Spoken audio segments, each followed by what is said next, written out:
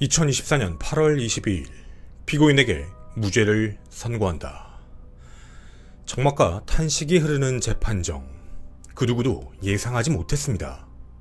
단 한 사람, 살인 혐의로 재판을 받던 피고인 A씨만 빼고 말이죠.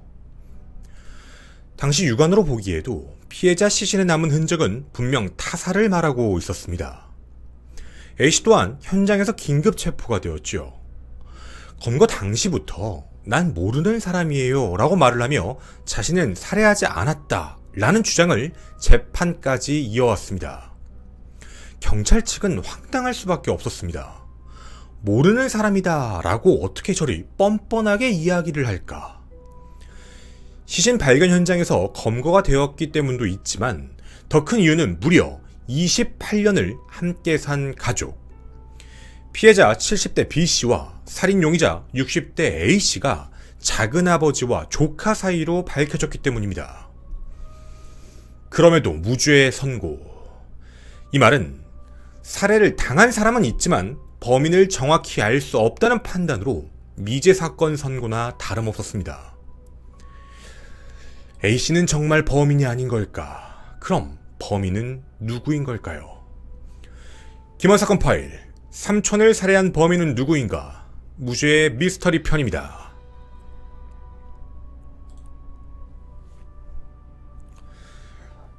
안녕하십니까. 전국 유튜브 독자 여러분, 아프리카TV 시청자 여러분, 김원입니다. 여러분, 미제 사건이 왜 발생을 할까요? 여러가지 생각이 들곤 하는데요.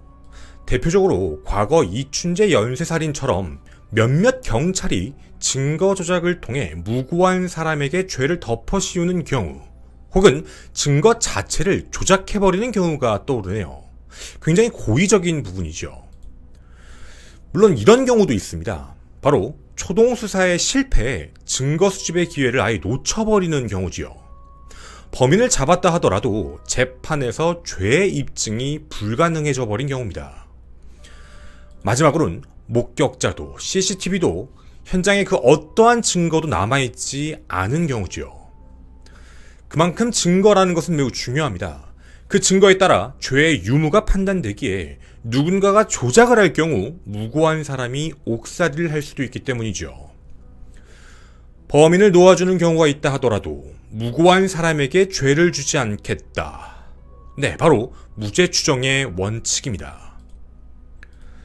경찰 단계에서 한번 확인, 그 자료를 가지고 유죄, 죄가 있다라고 판단해 피의자로 전환한 이후 검찰로 송치를 하게 되면 검찰에서 다시 한번 그 자료를 가지고 죄가 합당한지 판단해 피고인으로서 재판대에 세우게 됩니다. 물론 거기서 끝나지 않죠. 재판부 또한 검찰과 피고인 측의 주장을 모두 듣고 1심, 2심, 경우에 따라 대법원까지 총 3번에 걸쳐 판단을 한 후 최종적으로 죄를 정하게 됩니다. 이런 이야기를 드리는 이유요. 조카가 삼촌을 살해한 이 사건 또한 마찬가지였습니다. 경찰도 A씨가 범인이다. 검찰도 A씨가 범인이다. 모든 자료들을 검토한 후에 기소를 했지만 재판부는 무죄를 선고한 것입니다. 물론 아직 2심인 항소심, 길게는 대법원까지 남아있어 함부로 단정할 수는 없죠.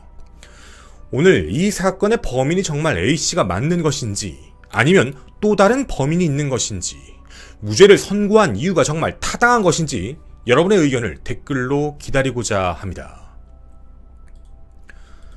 때는 2024년 2월 7일 오후 2시 40분경 수원 남부경찰서에 한 통의 신고전화가 접수됩니다. 저희 아버지가 3일째 연락이 되질 않습니다. 설 명절을 이틀 앞둔 그날, 아버지 B씨가 평소와 달리 너무나 연락이 되지 않아 경기도 수원시 영통구 원촌동의 한 임대주택 집을 찾아갔던 아들. 그런데 문은 굳게 잠겨있고 아무리 두드려도 인기척조차 없었습니다. 뭔가 이상했습니다. 집에 혼자 계시지는 않았을 텐데 말이죠. 70대이신 아버지는 28년 전 큰아버지 부부가 사망을 하고 조카였던 A씨를 거두어 28년간 함께 살아왔기 때문입니다. 그럼 함께 외출을 하신 걸까라고 생각을 할 수도 있지만 B씨의 아들이 신고를 한 이유는 분명했습니다.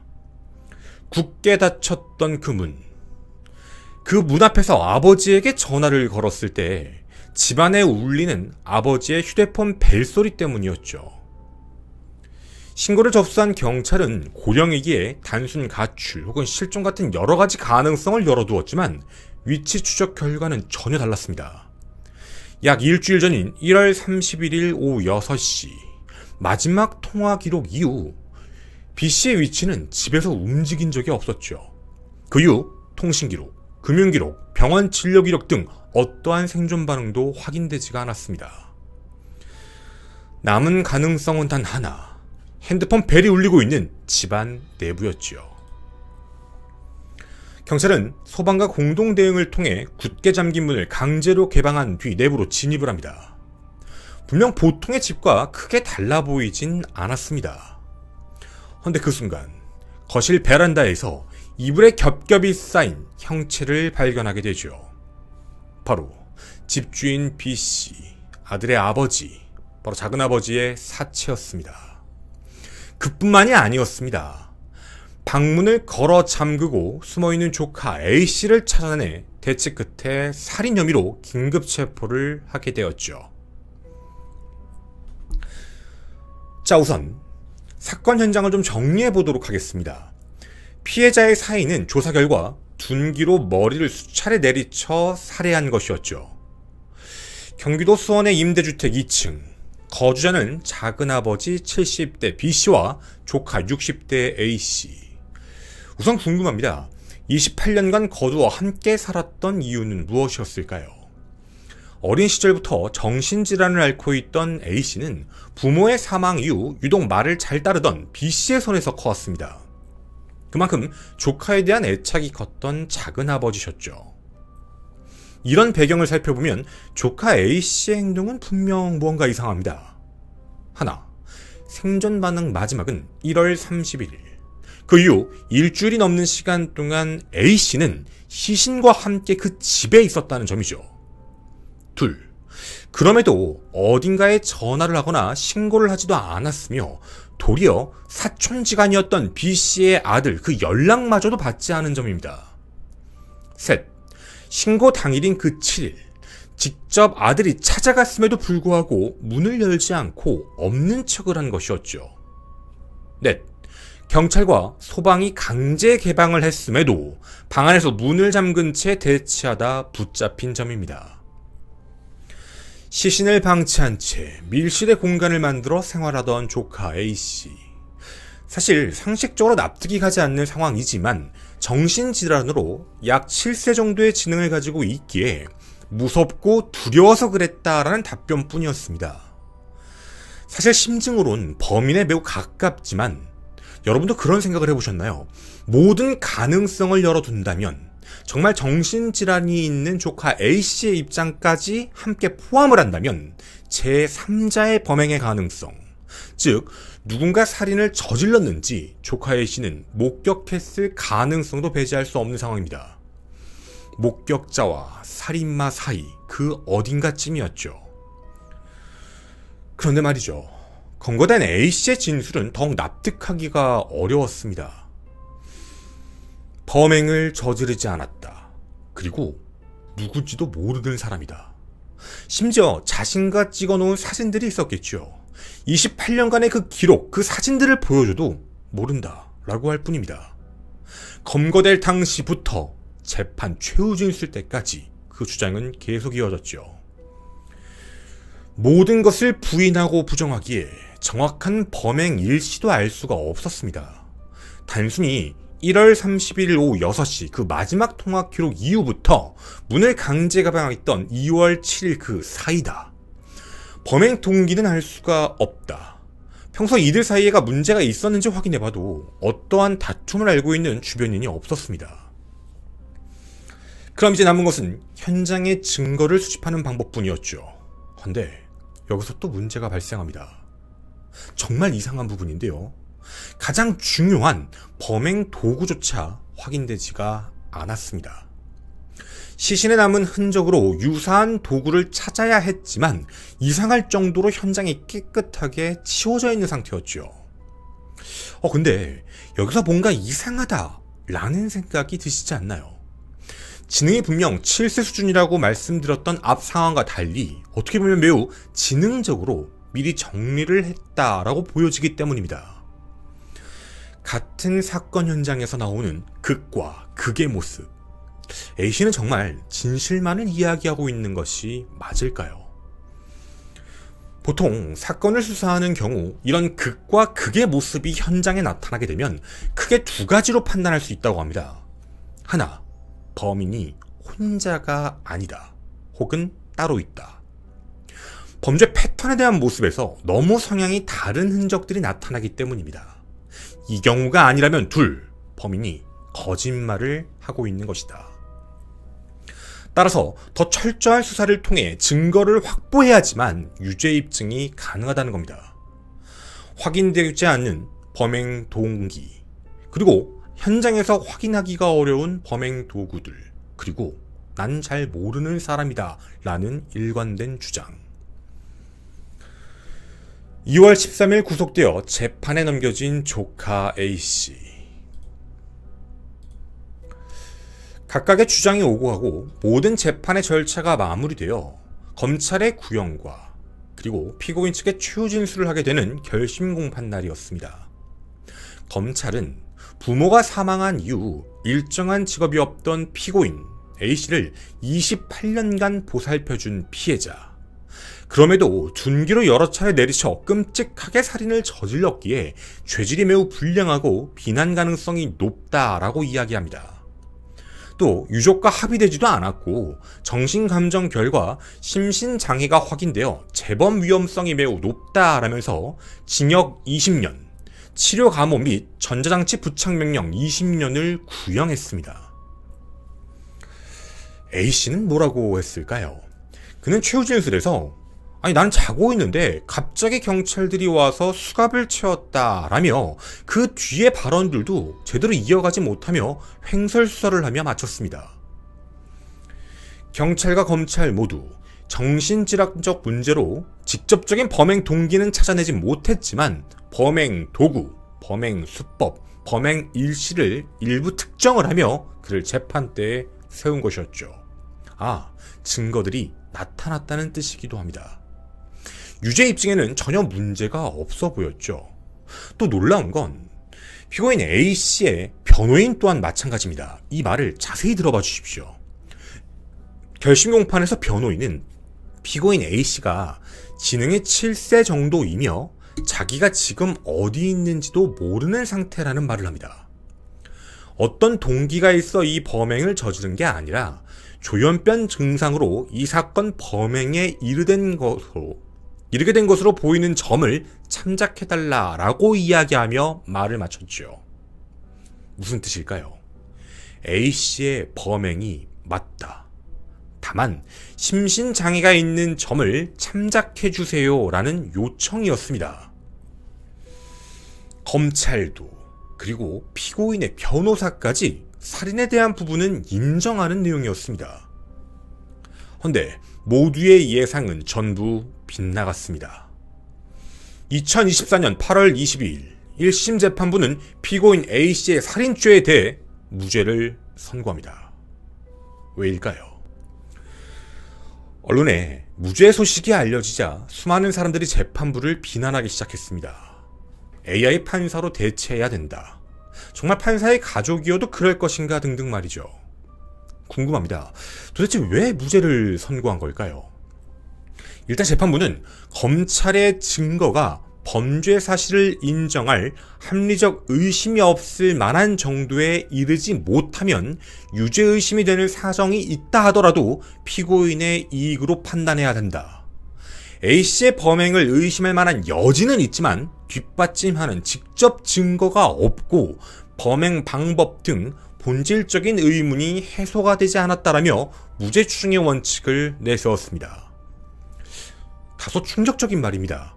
분명 경찰, 검찰 모두 증거 자료를 제출을 했는데 살인을 했을 직접 증거가 없다. 심증만 있는 간접 증거들만 있다라는 내용처럼 해석이 되죠.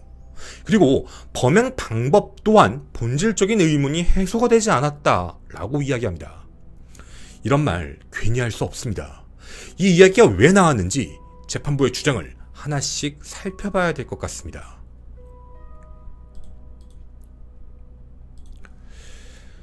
무죄 추정의 원칙 첫 번째, 범행 도구의 문제를 꼬집었습니다. 경찰과 검찰은 범행 도구를 십자 드라이버와 커피포트로 특정을 했죠. 피해자의 상처 형태로 보았을 때 일치하는 도구가 현장에서 발견되었기 때문입니다. 끝났습니다. 범행 도구가 나왔으니까요. 그럼 그게 분명히 증거가 돼서 경찰은 검찰로 넘긴 것이고, 검찰도 그 증거를 판단, 이게 범행 도구가 맞다라고 해 재판에서 증거로 제출한 것이죠. 그런데 왜 재판부는 이걸 받아들이지 않았을까요? 문제가 있었습니다. 분명 상처의 형태는 십자 드라이버와 일치합니다. 그건 확실합니다. 그런데 드라이버 손잡이 표면에 범인 A씨의 DNA가 발견되지도 않았고, 공격했다라고 보러오는 드라이버 날에는 피해자 B씨의 DNA가 검출되지 않았다라는 뜻입니다. 물론 여기까지만 들으면, 아니 현장을 청소했다며 이거 닦아가지고 나타난 게 아니지 않을까? 라고 의심해 볼 수도 있지만, 십자 드라이버 손잡이에 남은 여러 개의 DNA는 피해자의 것만 남아 있었습니다. 또한 커피포트의 경우에도요, 공격 무기다라고 판단을 했는데 이곳에는 피해자의 DNA만 남았으며 혈흔 반응도 아예 음성으로 확인됐습니다. 물론 불가능한 경우는 아닙니다. 커피포트의 경우 경찰과 검찰 측에서 범행 도구를 잘못 판단한 것일 수도 있지만, 십자 드라이버의 경우 도구를 깨끗이 닦은 후 피해자의 DNA만 묻혀놨을 수 있다라는 점이죠. 하지만 이런 경우 지능 7세 정도의 피고인이 정말 가능했을까라는 그 의문을 해소했어야만 했는데, 그런 부가적인 증거들을 찾아내지 못했다라는 점이었습니다. 자, 무죄 추정의 원칙 첫 번째, 그 범행 도구에 대한 재판부의 이야기. 문득 들어보시니까 어떤 생각이 드시나요? 아니 그래도 그게 범행 도구가 맞을 거잖아 라는 생각이 드시나요? 아니면 왜 수사를 이렇게 했지? 라는 생각이 드시나요? 여기서 끝나지가 않습니다. 무죄 추정의 이유 두 번째는 바로 제3자의 가능성을 손꼽았습니다. 제3자에 대한 가능성, 이게 도대체 무슨 소리일까요? 재판부는 수사기관의 문제점을 한번 꼬집었습니다.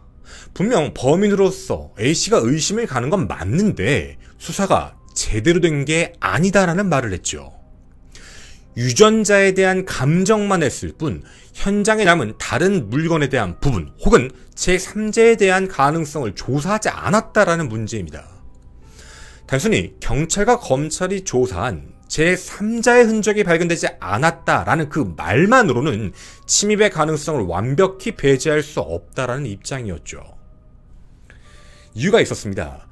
사건 발생 건물 그 자체가 공동현관문에 별도의 잠금 장치가 없어 일단 누구나 출입이 가능한 상황이었죠. 해서 범행 현장에 출입했던 제3자가 있을 가능성도 조사를 했어야만 했는데 그 부분을 하지 않았다라는 겁니다. 마지막 생존 신호로부터 꽤나 오랜 시간이 지나서 시신으로 발견되었기 때문에 그 안에서 체크를 했어야만 했다라는 문제였죠. 이거 너무 억측이다라고 생각을 하실 수도 있죠. 헌데 분명 수사 기록엔 당시 제3자에 대한 기록이 남아 있었습니다.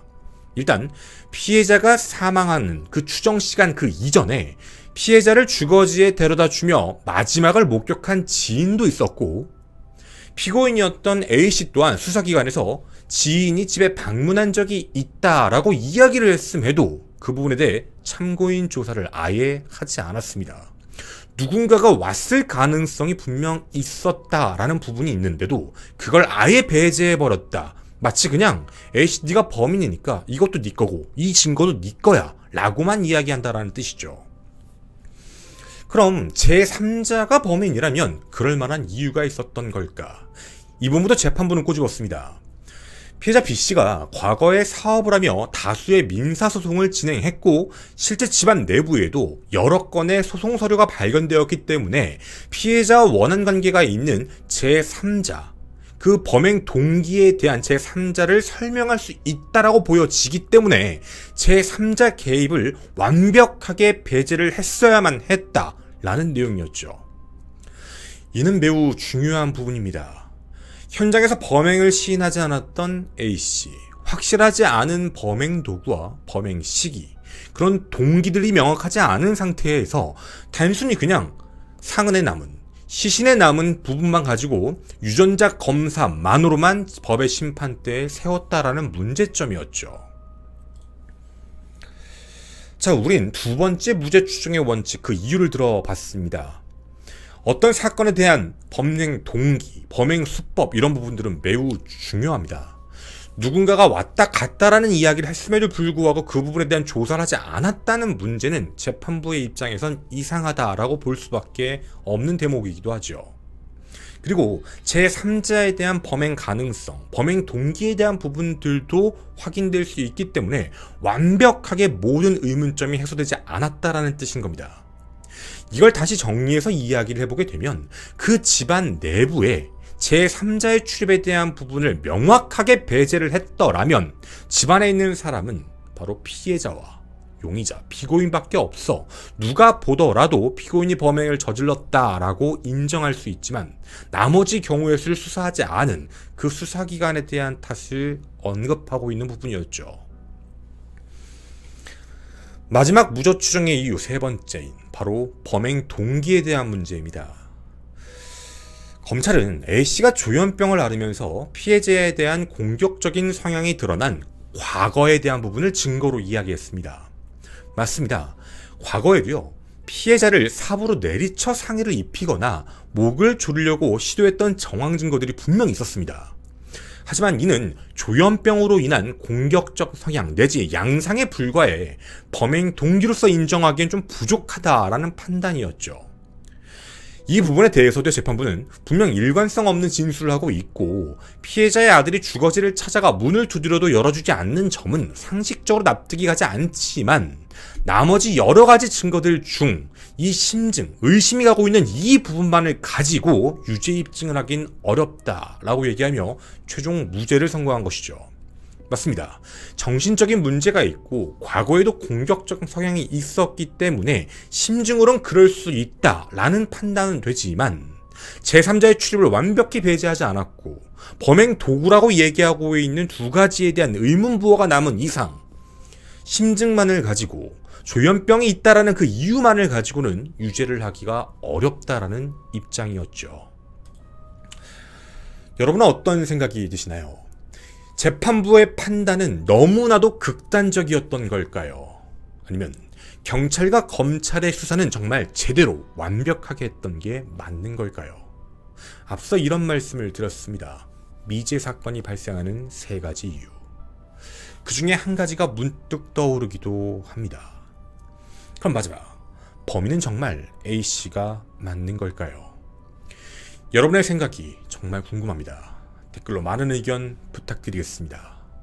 저는 김원사건 파일의 김원이었습니다. 감사합니다. 뒷이야기 잠깐 이어가도록 하겠습니다. 일단 누가 보더라도 마찬가지일 것 같아요. A씨에 대한 범행, 그러니까 A씨가 범인일 거다라고 생각하는 부분은 누가 들어도 사실 심증으로는 가장 유력한 사람이야 라고 판단할 것 같습니다. 근데 여기서는 이제 두 가지의 모습이 사실 보여지고 있어요. 어떻게 보면 사건 현장을 좀 정리했다라는 문제, 그러니까 지능이 7세밖에 안 되는데 사건 현장에 대해서 어떻게 정리를 했다라는 부분이 조금 납득이 안 가죠. 근데 그런 거에 취해서 반대로 얘기를 하게 되면 뭐 현장을 도주하지도 않았고 그 안에서 그냥 꽁꽁 숨어서 있었고 누군가가 문을 두드려도 열어주지도 않고 경찰이 들어왔음에도 불구하고 그러고 마지막엔 막 이상한 소리 했죠. 모르는 사람이다 라고 얘기하는 부분. 사실 이 부분에 대해서는 이런 의견이 있더라고요. 지능 7세 정도로도 정말 모르는 게 아닐 거다. 그러니까 사실 이게 또 심증인데 범인으로서는 사실 납득이 될 만한 이유이기도 해요. 그러니까 7세 정도의 지능을 갖고 있는 상태에서 자기를 28년간 키워줬던 사람에 대해 그냥 모른다라고 표현하는 건 일종의 방어 심리라고 이야기를 해요. 그러니까 뭐가 좀 정신질환적인 문제인 건데 그냥 그 현장을 회피하고 싶은 거죠. 그냥 모른다라고 얘기하면 될 것 같다라는 혼자만의 생각. 모르는 사람이에요. 뭐 저는 아예 모르는데 뭐 같이 사진 찍는 걸 보여줘도 누군지 몰라요. 일종의 자기가 안다고 얘기를 하면 안 되니까. 근데 그것도 중요한 거예요. 그 지능 수준에서 판단을 해봤을 때 안다고 얘기하면 왜 안 되지? 라는 문제인 거죠. 만약에 제3자에 대한 범행 가능성을 얘기를 할 거라면 자기가 뭐 누가 온 걸 봤고 누군가 공격하는 걸 봤어요 라고 얘기하는 게 맞는 건데 그런 부분으로 언급을 하지 않고 자기는 아예 그냥 모른다라고만 얘기하는 일종의 방어 심리를 펼치고 있다는 건 안다고 얘기하면 그 다음에 대한 문제가 대처가 되지 않기 때문에 그냥 아예 다 몰라요 라고만 얘기를 한다라고 보여져서 사실 심리적인 부분으로 봤을 때는 가능성이 매우 높죠. 당시에 한 행동들도 그렇고. 근데 이게 되게 아쉬웠던 부분 중에 하나는 이 모든 게 지금 우리들끼리의 이야기잖아요. 우리는 뭐 수사기관이 아니니까. 근데 모든 수사에 대한 부분에서 모든 가능성을 열어둔다라고 표현을 하는 이유 중에 하나는 그냥 범인이야 라고 결정하고 직접적인 증거를 제대로 찾지 못한 상태로 넘겨버리게 되면 재판에서 사실 이런 문제들이 발생될 수가 있거든요. 그래서 초동수사도 중요하다라고 얘기하는 거고 정확하게 무언가 판단되지 않는 상태에서는 누가 보더라도 합리적으로 이게 범인이 맞아 라는 나머지 이제 경우의 수들을 전부 다 없애야 되는 건데 지금 이 사건 같은 경우에는 어떻게 보면 재판부가 편을 들었다 보했다라고 얘기를 한다라기보다는 증거만을 놓고 봤을 때 이 증거를 가지고 완벽하게 해소되지 않았다라는 입장을 얘기하고 저도 좀 놀랐어요. 사실 이 사건이 처음에 보도가 되고 났을 때 그냥 난 몰라요 막 이렇게 얘기를 했다고 해서 뭐 현장에서 도구 발견하고 뭐 하고 하면 되겠지. 근데 공판 때 내용을 봤더니 이제 범행 도구에 대한 이야기들이 나오길래 아 정말 찾았구나라는 생각을 했죠. 이제 앞서도 잠깐 말씀드렸었는데 변호인도 똑같이 얘기를 했었어요. A씨의 변호인도 이제 심신의 문제 때문에 자기가 지금 어디 있는지도 모르고 그래서 그런 걸 이제 좀 참작을 해달라. 그러니까 어떻게 보면 이걸 무죄를 이끌어내려고 한 게 아니라 그 이제 당시 상황에 대한 걸 정확하게 얘기를 하려고 했던 것 같은데 돌연 재판부에서 무죄를 선고를 하게 된 거죠. 사실 아무리 그래도 이거 누가 봐도 그 사람이 범인인 거 아니냐라고 생각하시는 분들도 많이 계실 것 같은데 한편으로는 저는 재판부의 입장을 적어놓은 걸 보고 났을 때는 그러니까 이거죠. 무죄라는 표현이 되게 많아요. 그런 경우들이. 그러니까 이게 우리가 정확히 표현을 할 때 잘 써야 되는 게 무죄라는 말이 이제 죄가 없다라는 사실 뜻은 아니거든요. 그러니까 정확하게 표현하기는 좀 어려울 수도 있는데 무죄라는 게 그 죄 명에 대한 죄를 주기에는 좀 부족하다, 합당치 않다. 뭐 진짜 무죄도 있지만 그런 표현으로 봤을 때 분명히 재판부도 의심을 한다는 말을 많이 썼어요. 많이 의심이 가는데 이런 경우의 수, 이런 범행 도구, 범행 동기, 수법 이런 부분들이 조금 납득하기가 어렵다. 이런 부분들이 좀 배제가 되었으면 선고하는 입장에서는 더 확실했을 텐데 라는 내용이 나온 부분인 거죠. 이렇게 되게 되면 뭐 아직은 끝나지 않았죠. 이제 항소심으로 가야 되기 때문에 항소심에서는 당연히 검찰 측에서는 1심 재판부가 얘기한 거에 대한 이제 반박 근거들을 제출을 할 거예요. 그걸 이제 항소심 재판부가 받아주면 형량이 산정돼서 나오겠죠. 무죄가 아니라. 근데 이것도 어떻게 보면 뭐 요즘은 안 그럴 거라고 저도 믿는데 예전에 있었던 막 사건들 보게 되면 이미 증거가 없는 거예요. 그때 초동수사가 실패했거나 그때 뭔가가 잘못됐거나 이래버리게 되면은 막상 이제 다시 보완해서 이제 항소심에 내야 되는데 내야 될 자료가 없는 거죠. 그러면 말 그대로 큰일 나는 거예요. 그렇게 되면 실질적으로는 범인을 알고 있지만 범인을 검거하지 못하는 상황이 이제 초래가 될 수 있기 때문에 물론 있을 거라고 믿죠. 그렇게 뭐 경찰 검찰 대충 하진 않았을 거라고 생각을 해서 항소심까지는 좀 지켜봐야 될 것 같은데 어찌되었든 요 사건에 대한 내용이 처음에는 그렇게 나왔다가 무죄가 됐다라고 하면서 조금 잠깐 언론에 이야기가 나오고 그냥 그렇게 사라진 것 같은데요. 여러분들의 의견도 매우 중요하다고 생각이 듭니다. 여러 가지 의견들이 달릴 것 같은데 뭐 서로 감정 상하는 그런 말씀은 안 하셨으면 좋겠고, 항상 그런 부분인 것 같아요. 재판부의 입장은 늘 동일해야죠. 무죄 추정의 원칙이라는 게 범죄자를 놓아줄지언정 억울한 사람을 옥살이 시키지 않겠다라는 거니까, 단 한 명이라도 만들지 않겠다라는 취지라면. 근데 뭐 문득 드는 생각이긴 하지만 무죄 추정의 원칙이 잘 안 지켜지는 경우들도 우린 많이 봤기 때문에, 그래서 여러분들께 이 이야기를 전해드렸습니다. 감사합니다.